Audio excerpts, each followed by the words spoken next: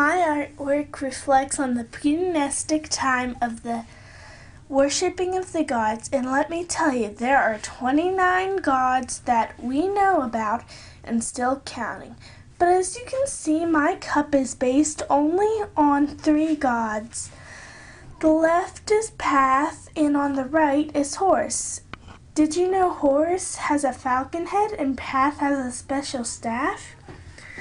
Also in the middle is Isis's wing. Now Isis has 2 eagle wings for arms. Also, did you know that Isis is the goddess of magic and giver of life? Horus is the sky god, and Path is the god of creation and craftsmanship.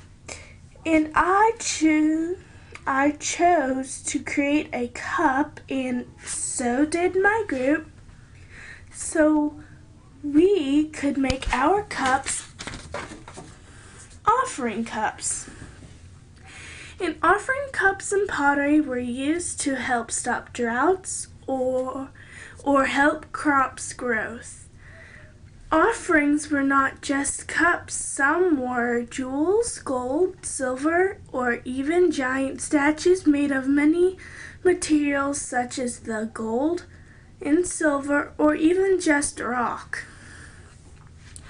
Also, offering cups are often filled with food or treasures, so I based my cup on offering cups for Isis, Horus, and Path. Thank you. My group focused on the pre-Gnostic times, and we all made a cup. I made a cup with the eyes of Horus on the front. I picked the eyes of Horus because I was interested of him, because he was also said to be the god of war and hunting. The horse falcon is shown upon a standard on a pre-Gnostic hunter's palette in the lion hunt. Thus he became a symbol of power, as well as the model of the pharaohs.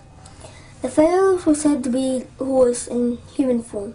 Furthermore, Memti, another war god, was later identified as Horus. Horus was told by his mother Isis to protect the people of Egypt from Seth, the god of the desert, who had killed his father Osiris. Horus had many battles with Seth, not only to avenge his father, but to choose the rightful ruler of Egypt.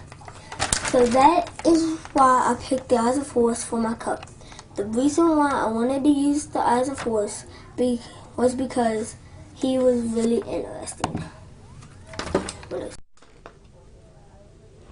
I'm going to talk about my cup. Then I will talk about the way I sculpted it and why I did. My cup is a square cup. It has a dog on it to connect with the dog mummies. Then I have Pita's staff. It's very tall, and she is the god of human creation. There is the pyramid where Pita was buried when she died. Her staff turned into a snake, because most people think when they're in danger, their staff will turn into a snake.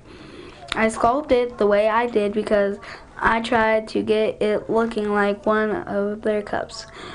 On the computer, it said most of their cups were squared, so mine is squared.